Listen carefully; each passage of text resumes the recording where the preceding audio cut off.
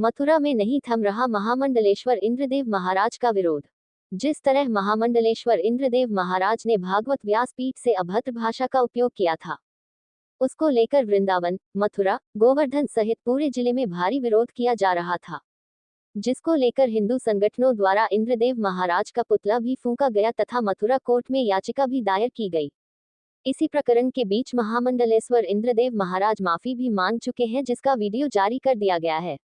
अब देखना ये होगा कि एक तरफ महामंडलेश्वर कुछ चुनिंदा लोगों को बुलाकर माफी मांग चुके हैं, तो दूसरी ओर मथुरा में बीते कुछ दिनों से महापंचायत का दौर जारी है। अब देखना ये होगा कि क्या ये लोग महामंडलेश्वर इंद्रदेव महाराज के खिलाफ कोई कार्रवाई कराकर मानते हैं या इंद्रदेव महाराज द्वारा मांगी गई माफी से वह संतुष्ट होते हैं। देखिए पूरी रिपोर्ट। ठीक है, जैसा कि अभी आप कह रहे थे कि मतलब उन लोगों के लिए बोला है कि जो पर्दे के पीछे जाके बीड़ी सिगरेट पीते हैं, तो क्या किसी ने देखा है कि इंद्रदेव पर्दे के पीछे क्या करता है? किसी को नहीं पता ना कि पर्दे के पीछे ये इंद्रदेव ही नहीं, ऐसे यानी कितने संतों का नाम लेकर जी रहे हैं और अपने आप को भगवा धारण करके और अपने आप को भगवान साबित कर रहे हैं। उनका किसी को नहीं पता। क्या मतलब पता करने की तो उनकी ज़रूरत ही नहीं है। क्या आपको उदाहरण के लिए मतलब आपने देखा नहीं है वो राम, क्या नाम है, राम रहीम है और आपके आशा राम है और आपका एक इंद्रदेव है, क्या इसको आप भगवान कहेंगे? दोहरे चरित्र। हाँ, ये चरित्रहीन ही लोग हैं और ये मतलब उस गद्दी के लायक ही नहीं है। भगवा धारण करने से कोई संत नहीं हो जाता, और अगर संत है तो सबसे पहले ये संत ज्ञान देते हैं ना कि दीन दुनिया से अलग रहो, धन दौलत से अलग रहो। क्यों लग्जरी गाड़ियों में घूम रहे हैं, क्यों विदेशों की सैर कर रहे हैं? क्या तुम आम जनता में नहीं आते क्या? इनका यही दंड है कि इनको ऐसे लोगों को खदेड़ा जाए और खदेड़ के जमीन पे डाल के जाए और इनकी जूतों से खुदाई की जाए। यही इनका दंड है, इससे बड़ा कोई दंड नहीं है इनके लिए। बहुत अभूतपूर्व निर्णय लिए गए हैं और हमको तो मालूम पड़ता है कि निर्णय सुन के इंद्रदेव का कलेजा हिल जाएगा। निर्णय ठोस निर्णय हैं, ये नहीं केवल वैसे ही समाज में जो हो हल्ला होता है। ये मथुरा का निर्णय है, चतुर्वेदी समाज का निर्णय है, महापंचायत हुई है। इसमें सभी लोगों ने यही आश्वासन दिया है कि सख्त से सख्त, कठोर से कठोर इस पर कार्रवाई की जाए। केवल माफ़ी मांगने से काम नहीं चलेगा। पूर्व में भी कई बार देखा गया है कि पहले भी कई वक्ताओं के द्वारा इस प्रकार की कुछ आपत्तिजनक शब्दों का प्रयोग कर कुठाराघात किया गया, उसके बाद में क्षमा याचना करने। खैर उस मैटर में हम लोग नहीं थे, हम लोग को जानकारी भी नहीं थी कि ये राम जी का मैटर है। इसमें डायरेक्ट उसने फेट करी है राम जी के चरित्र पर, राम जी के स्वरूपों पर, सीता जी के स्वरूप है। इस कारण से इसमें निर्णय लेना हमारा जरूरी है।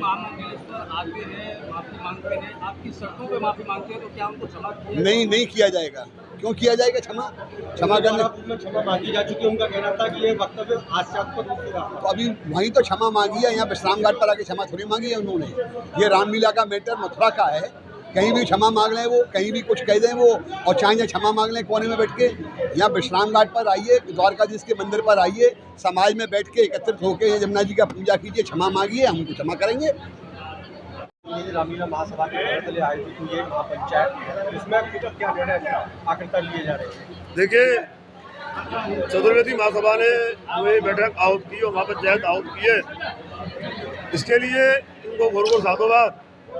और सबसे बड़ी बात यह रही कि जो हमारी रामलीला कमेटी का मिशन था वो वृंदावन से पधारे हुए भागवताचार्यों ने उसे पूर्ण किया। और आज की पंचायत में हमारे महामंत्री कमल कुमार जी ने, हमारे अध्यक्ष जी बैजनाथ जी ने यह निर्णय लिया, हम सभी लोगों ने मिलकर के वो ये घोषणा की है कि अभी कोई माफ़ी का निर्णय नहीं है। उन लोगों ने जो माफ़ी दी है उसको हास्यास्पद और औचित्यहीन बताया गया है। सभी संगठन मिलकर के चतुर्वेदी रामलीला महासभा के नेतृत्व में एक कमेटी बनाएंगे। वो कमेटी एक निर्णय करेगी और उसी के बाद निर्णय लिए जाएंगे कि इनके लिए क्या कानून बने, क्या कार्रवाई की जाए, तभी कोई बात होगी। अभी इनके लिए कोई माफ़ी नामे की बात नहीं है। जो भी माफ़ी दी गई है वो रद्द की जाती है और हास्यास्पद औचित्य। एक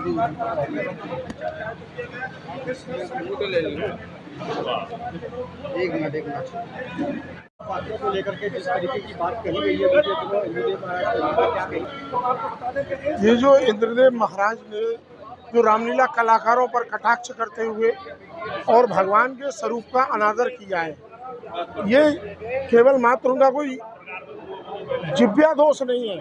उन्होंने बाकायदा जो है इस पर लंबी चौड़ी स्पीच दी है और उदाहरण दिए हैं और इसके कहने में ठहाके लगा करके एक अपनी अश्लीलता का, अपनी अपूर्ण मानसिकता का जो है परिचय दिया है। तो इसी का चतुर्वेदी रामलीला महासभा विरोध करती है और उसी के तहत आज हमने विश्राम घाट पर एक महापंचायत का आयोजन किया, जिसमें विभिन्न संगठनों से, सभी हमारे वृंदावन से, नंदगांव से, मथुरा से, हमारे रामलीला कमेटियों से सभी सम्मानित लोग आए और उन्होंने अपने विचार दिए। हमारे अध्यक्ष जी ने इसमें एक निर्णय लिया कि हम एक 5 सदस्यीय कमेटी बनाएंगे, जो कि विभिन्न संगठनों से संपर्क करके और जो भी उचित से उचित कार्रवाई होगी वह हम करेंगे और इसमें जरा भी पीछे नहीं हटेंगे। हम इंद्रदेव महाराज को सबक सिखा के रहेंगे। ये विश्राम घाट की आवाज़ है, रुकेगी नहीं, ये दौड़ेगी। एक बार फिर से माफी की बात आ जाए तो क्या पीछे हटना पड़ेगा? देखिए, ऐसी कोई बात नहीं है। ये निर्णय विभिन्न संगठनों से जो सभी लोग मिलेंगे, तब वो लोगों की क्या विचारधारा बनती है, क्या समय पर निर्णय लिया जाता है, वो किस उद्देश्य से, उनकी मानसिकता किस उद्देश्य से है माफ़ी मांगने की, उनको अपने कहे हुए कि कहीं कोई गिल्टी है कि नहीं मन के अंदर, ये सभी बातों को देखा जाएगा। उसके बाद में सर्वसम्मति से निर्णय लिया जाएगा। यदि हमको FIR करनी पड़ी तो हम भी FIR करेंगे रामलीला सभा के माध्यम से। अध्यक्ष जी, आज चतुर्वेदी रामलीला महासभा द्वारा महापंचायत विश्राम घाट पर क्या निर्णय रहे और आगे में क्या करें? श्री चतुर्वेदी रामलीला महासभा ने जो यह महापंचायत बुलाई, इसका सीधा सा मतलब एक ही था कि हम जो रामलीला करने वाले हैं मथुरा में, वृंदावन में, वो सब एकत्रित हों। भागवत कथा, सनातन धर्म, ये इन सब का सहयोग लें। ये मुख्य मैटर हमारे लिए क्यों प्रमुख बन गया कि वो राम लीला के कलाकारों पर, कला स्वरूपों पर कथा सुनाई गई। तो क्या इसके पीछे कोई और भी कारण हो सकता है? क्योंकि आजकल विधर्मी भी ऐसे कुकृत्य करने लगे हैं कि पैसे दे दे कर पंडितों को अपने जाल में फंसा लेते हैं और फिर ऐसा काम करवाते हैं, हमारे सनातन धर्म को बदनाम करते हैं। इसी उद्देश्य को लेकर हमने बृहद महापंचायत का आयोजन किया, जिसमें लगभग सभी जगह से महान पुरुष पधारे, अपने अपने विचार दिए उन्होंने, परंतु उन सबके निर्णयों को सुनते हुए अपना हमारा रामलीला महासभा का ये निर्णय है कि हम अपनी लड़ाई को बिल्कुल अंतिम पायदान तक ले जाएंगे और जो भी फैसला होगा, जो भी बात होगी, वो विश्राम घाट पर ही होगी, क्योंकि हमारा रामलीला वालों का मुख्य तीर्थ विश्राम घाट। यदि विश्राम घाट पर महामंडलेश्वर आते हैं, क्षमा मांगते हैं, तो उनको क्षमा कर दिया जाएगा। हम क्या क्षमा करेंगे? क्षमा करने वाली तो श्री जी यमुना जी बह रही हैं। इनका पूजन करें, राजाधिराज के दर्शन करें, क्या होगा? अरे क्षमा याचना से ही कुछ होता है क्या? पश्चाताप भी तो कुछ होता है। आगे देव के प्रति समर्पण करो, आइंदा ऐसे शब्द न बोले।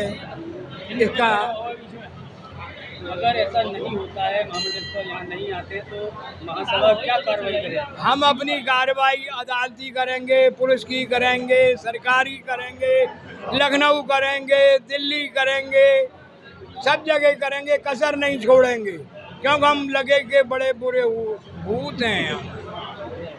महापरिषद के द्वारा एक बैठक आयोजित की गई, किस तरीके की लोगों पर चर्चा की गई, क्या निर्णय लिया गया?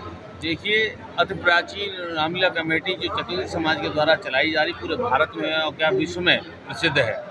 और आज श्री राम जी के ऊपर जो टिप्पणी की गई है, सीता माता पर टिप्पणी की गई है, ये सबसे ज़्यादा दर्द सनातन के संतों को तो हुआ ही हुआ है, रामलीला कमेटी को ज़्यादा हुआ, जिन्होंने अपनी पीढ़ियों को उन्होंने इस सनातन को बेल को बढ़ाने में लगा दिया। हम जानना चाहते हैं कि आपने किस रामलीला कमेटी में आपने देखा कि दारू पीते हुए, आपने कहाँ देखा इस तरह की इतनी अशोभनीय भाषा इस वेद व्यास की मंच से, जहाँ 33,000 लोगों का वहाँ उद्धार हुआ, आप किनका उद्धार कर रहे हो? इन लोगों जो सुनते हैं, सुनाने वाले, उन लोगों का भी आप नाश कर रहे हो। आप कमेटी ने जो निर्णय लेगी हम उसके साथ हैं, और आने वाले समय में इस तरह के इंद्रदेवानंद जो भी पैदा होगा तो कमेटी चाहे कहीं पे भी हो उसका घोर विरोध करेगी। जय श्री राधे। क्या कुछ निर्णय लिया गया है? आज देखिए बैठक में पहले भी 5 निर्णय वहाँ मथुरा वृंदावन बैठक में हुए, और चतुर्वेदी समाज की एक बैठक पूरी सभी संगठनों के द्वारा बनाई जाएगी, उसमें ठोस निर्णय लिया जाएगा, सनातन में लिया जाएगा, मर्यादित लिया जाएगा, जिससे आने वाले समय में एक मिसाल बने।